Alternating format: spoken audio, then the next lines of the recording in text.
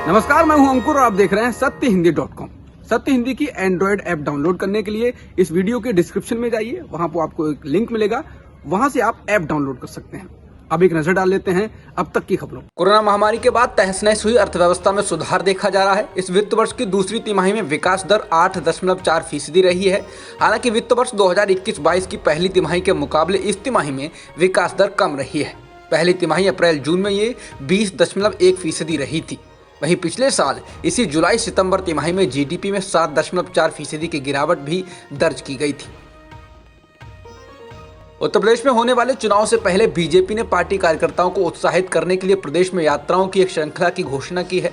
Party के उत्तर प्रदेश प्रमुख स्वतंत्र देव सिंह ने आज अपने ट्विटर हैंडल पर यह घोषणा की।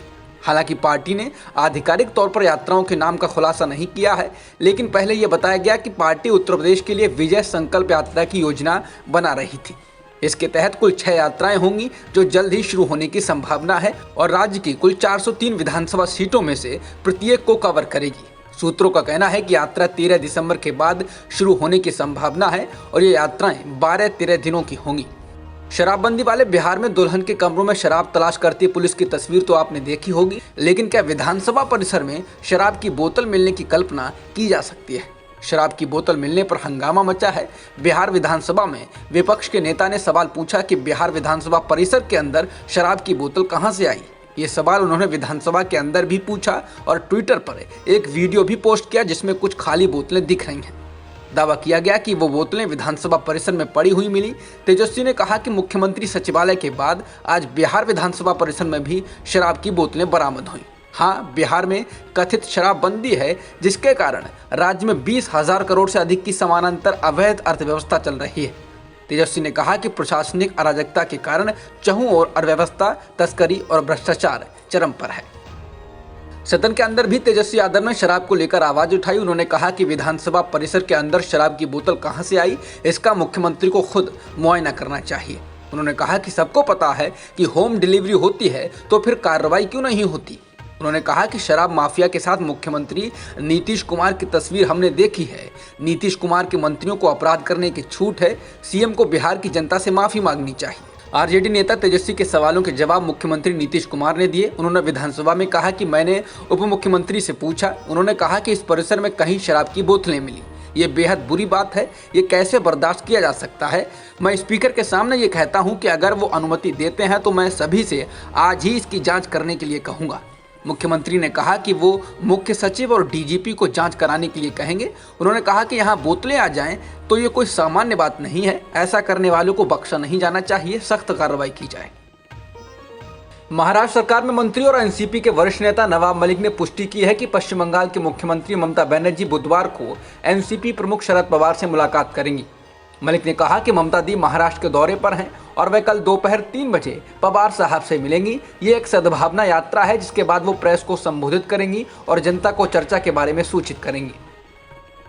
कांग्रेस पार्टी के नेताओं को ममता बनर्जी की पार्टी टीएमसी लगातार तोड़ रही है। इसको लेकर जब एनसीपी नेता नवाब मलिक से सवाल पूछा गया कि ममता बनर्जी लगातार कांग्रेस को मुख्य विपक्षी पार्टी होने के दर्जे से हटाने की कोशिशों में लगी हैं, तो इसके जवाब में मलिक ने कहा कि हर पार्टी को अपना आधार बढ़ाने के लिए प्रयास करने का अधिकार है, लेकिन कांग्रेस को बाहर रखकर भाजपा का विरोध करना असंभव है।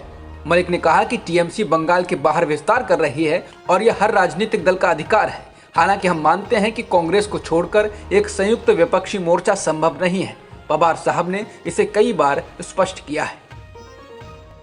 जिस एनआरसी को लेकर जोर शोर से प्रचार किया गया, अब इसको लेकर केंद्र सरकार ने लोकसभा में कहा कि राष्ट्रव्यापी राष्ट्रीय नागरिक रजिस्टर यानी एनआरसी लागू करने के लिए अभी तक कोई निर्णय नहीं लिया गया है। केंद्रीय गृह राज्य मंत्री नित्यानंद राय ने यह भी कहा कि नागरिकता संशोधन अधिनियम यानी सीएए 12 दिसंबर 2019 को अधिसूचित किया गया था और 10 जनवरी 2020 को लागू हुआ।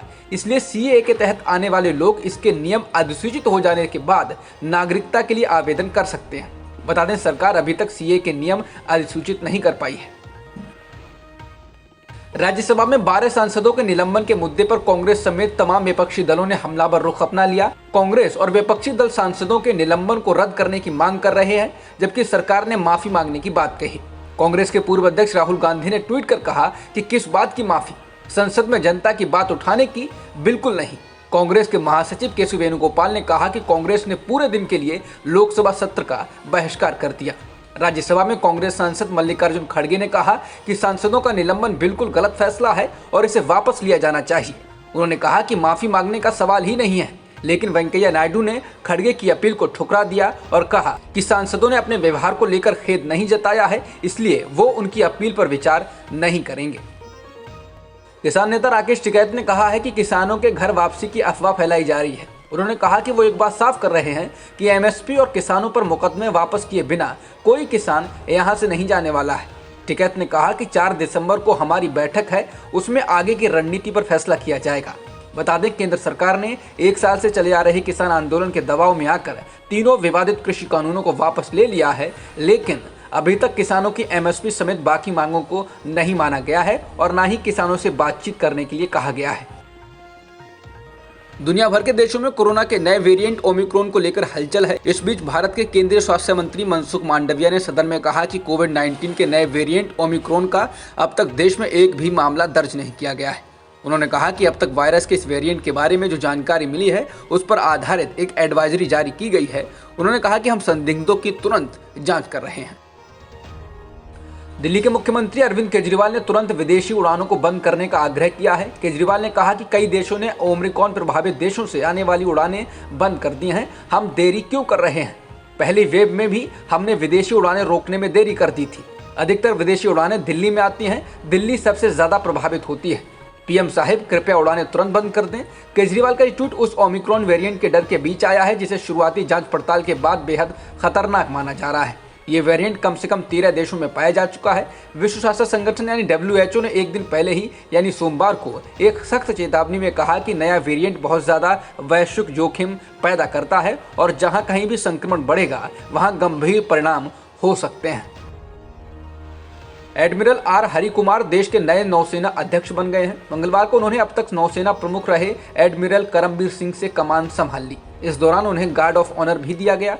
लगभग 39 सालों की अपनी लंबी विशिष्ट सेवा के दौरान उन्होंने कमांड, स्टाफ और इंस्ट्रक्शन जैसी कई भूमिकाएं निभाई हैं। अब तक की खबरों में इतना ही। बाकी खबरों के लिए बने रहिए सत्यहिंदी.com के साथ।